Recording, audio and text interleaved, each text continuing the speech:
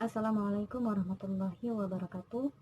Perkenalkan, nama saya Nur Aliansyah Fitri, Prodi Pendidikan Teknologi Informasi. Baik, di video kali ini saya akan mempresentasikan hasil dari rancangan aplikasi mobile yang sudah saya rancang sebelumnya. Oke, kita lanjut ke slide yang pertama. Nah, apa nama aplikasi yang dirancang? Aplikasi yang akan saya rancang adalah Ruang Literasi. Alasan mengapa memilih merancang aplikasi tersebut. Nah, kalau ditanya mengapa memilih, jadi mengingat pribadi saya itu adalah sosok yang menyukai akan dunia literasi, membaca, menulis, bahkan sekedar coret-coret juga iya. Oleh karena saya menyukai dunia literasi, inilah yang menjadi tolak ukur saya sehingga memilih dan memutuskan untuk merancang aplikasi tentang literasi dengan alasan yang pertama, menjadikan hobi sebagai karya yang menjadi kontribusi yang bermanfaat bagi orang lain.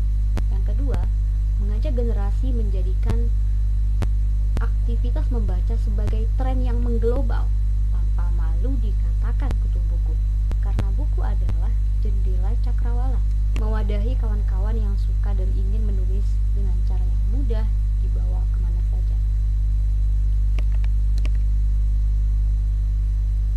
Slide selanjutnya, lampirkan storyboard dan jelaskan.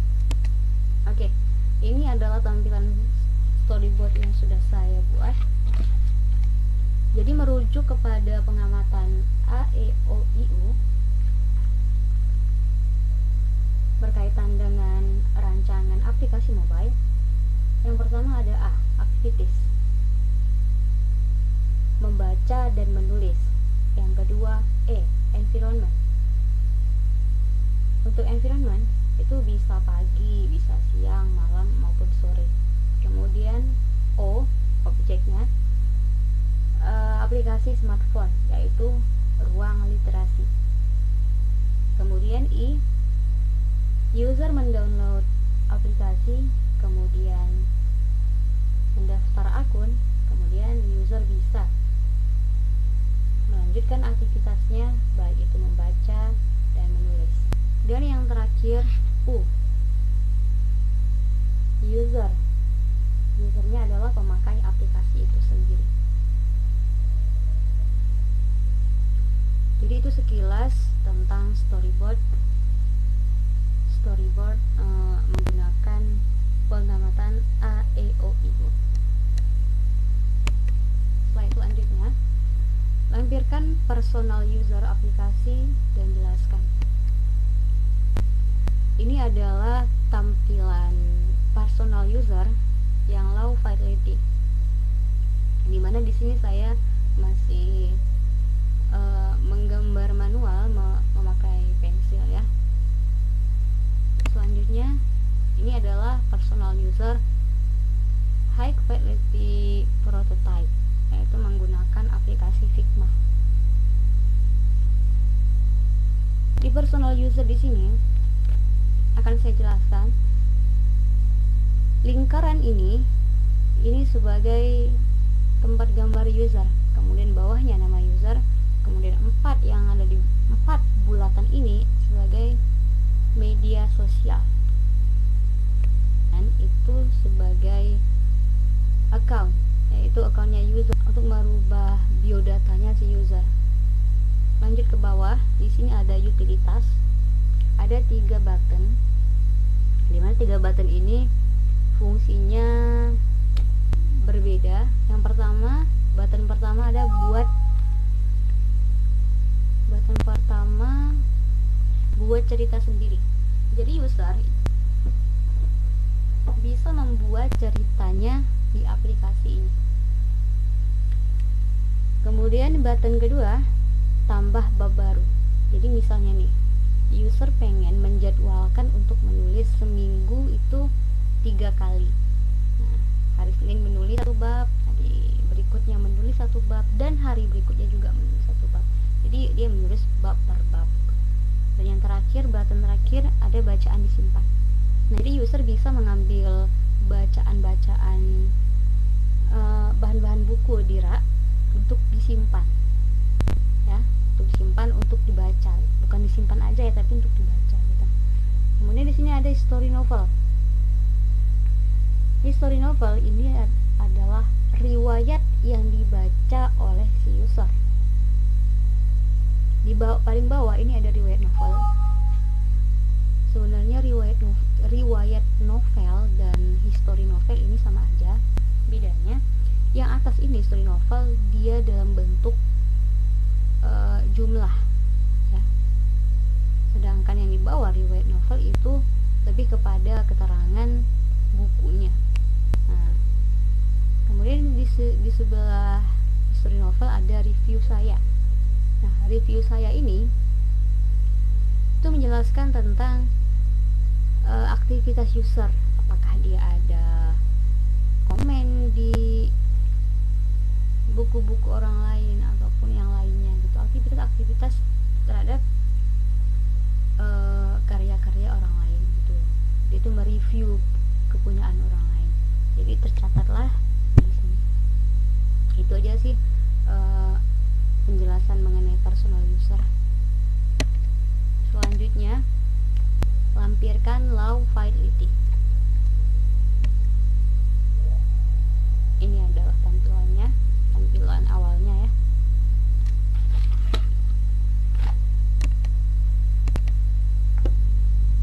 Selanjutnya lampiran law fidelity-nya ini yang lebih lengkapnya. Mulai dari login, sign-in, search, profile, ada home, ada novel detail, dan read. Selanjutnya ada lampiran high fidelity prototype, ya. Jadi tampilan low fidelity dengan high fidelity prototype itu sangat beda jauh ya. Jelas, karena yang low itu kan masih menengah dan dia lebih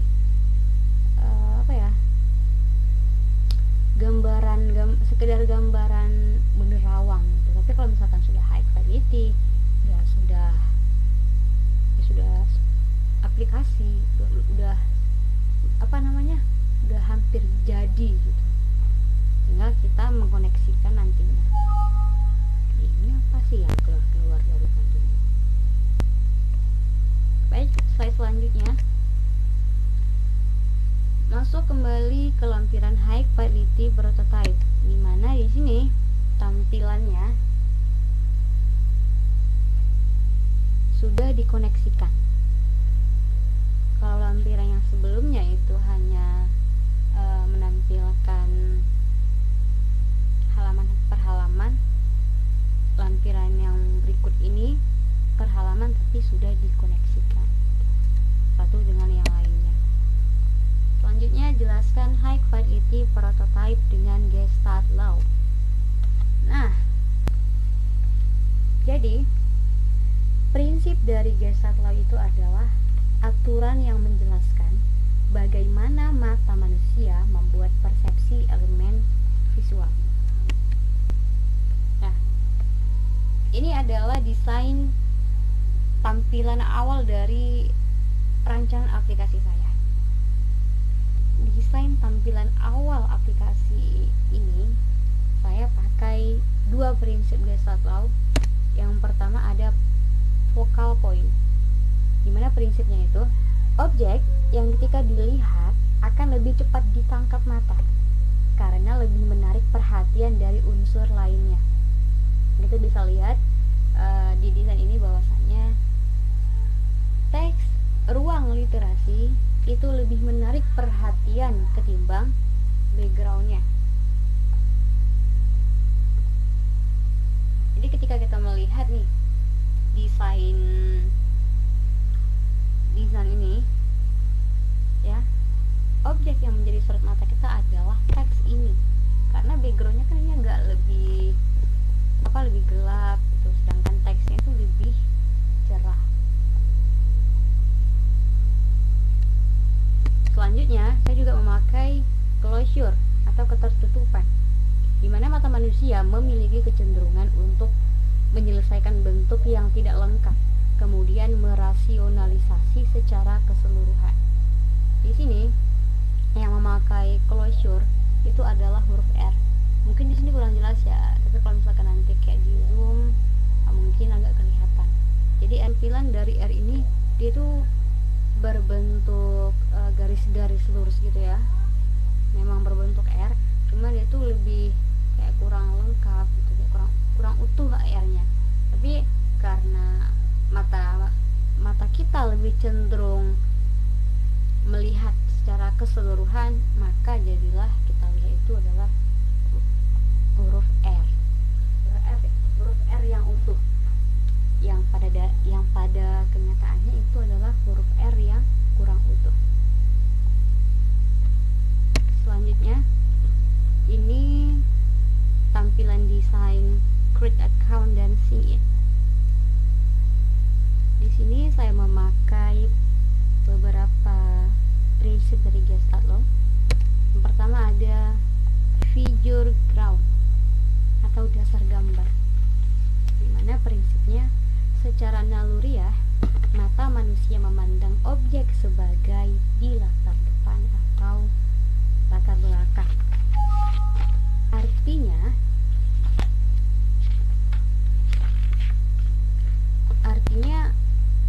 manusia cenderung memisahkan antara objek yang dilihat dengan latar belakang supaya tampak lebih jelas melihat objeknya. Jadi desain yang memakai figure ground di sini ada contohnya adalah warna putih. Ya, warna putih adalah background dari buku atau gambar ini. Warna putih adalah background dari teks yang baca novel favorit Anda. Warna putih adalah background dari bottom yang warna hijau terang dan hijau tua. Jadi secara keseluruhan, warna putih adalah background keseluruhan dari gambar, teks, bottom gitu. Kemudian prinsip Gestalt yang kedua saya pakai adalah similarity atau kesamaan, dimana prinsipnya ketika suatu tampak serupa satu sama lain, maka manusia cenderung mempersepsikan mereka memiliki fungsi yang sama. Jadi yang menggunakan similarity di sini adalah bagian button. Nah, ini ada bagian button ya. Mereka memang bentuknya sama. Jadi ketika kita melihat ya kita cenderung mempersepsikan bahwasanya ini fungsinya sama, walaupun fungsinya itu adalah berbeda.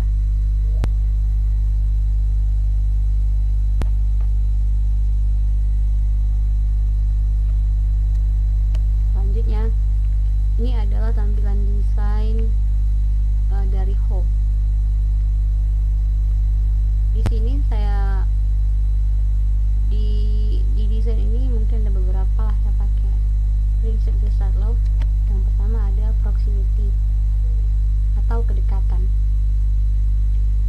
Prinsip dari proximity ini adalah objek yang letaknya berjauhan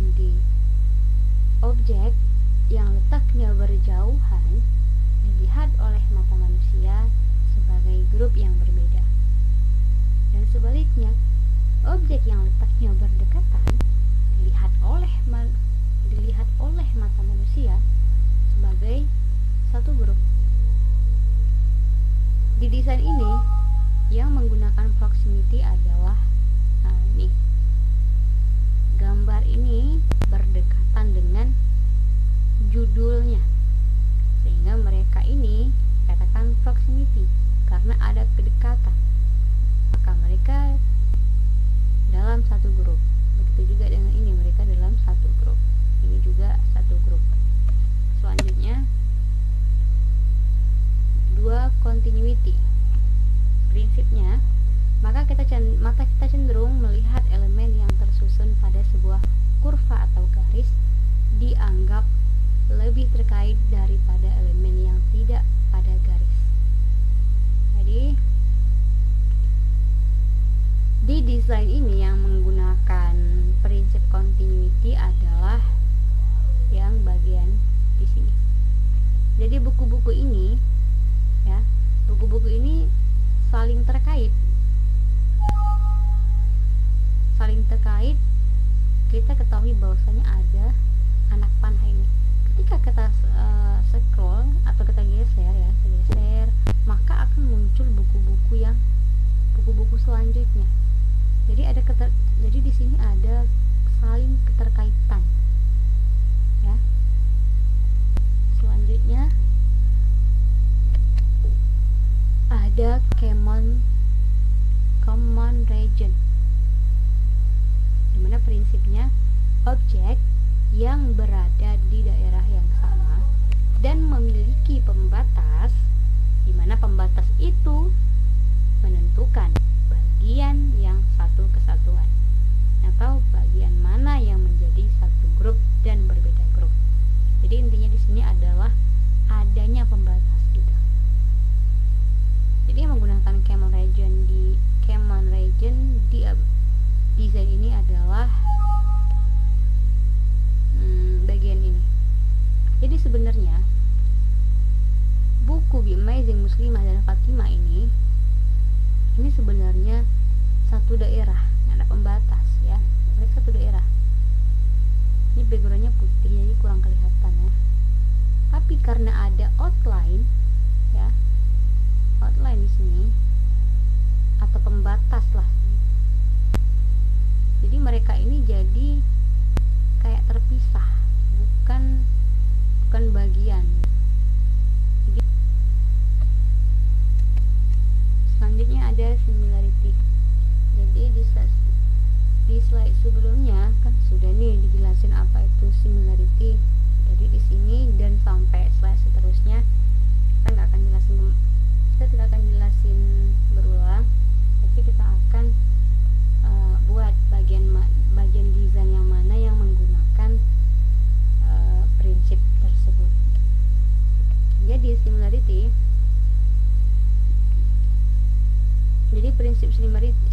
prinsip similarity yang digunakan di tampilan desain ini adalah yang di sini button. Mana button ini di dalamnya ada menu, ada book, kemudian ada profile. Selanjutnya ada figure ground, sama juga kita udah jelasin di slide yang pertama ya. Jadi figure ground, yang menggunakan figure ground di desain home ini, contohnya ini, warna hijau adalah background dari icon source. Selanjutnya ada closure, yang menggunakan closure di sini adalah bentuk bulat nih. Jadi mata kita ya cenderung melihat, walaupun ini masih setengah ya, masih setengah di download, tapi kita tuh akan berpikir ini bulat gitu. Makanya ini tuh menjadi salah satu contoh closure.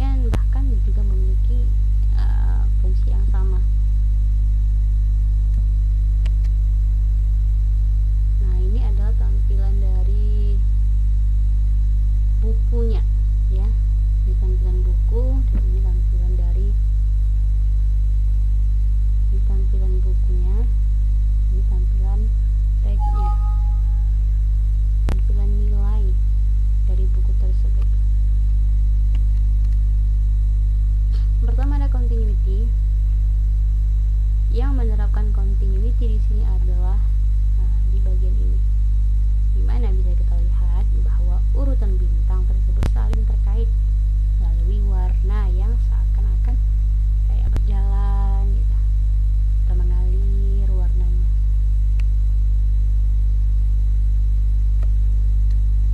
Selanjutnya, proximity.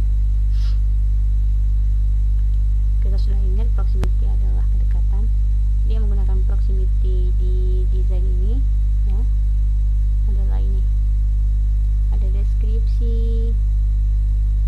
Nah, ini adalah satu grup.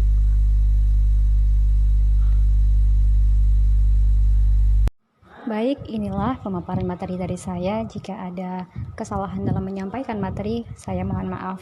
Terima kasih. Wassalamualaikum warahmatullahi wabarakatuh.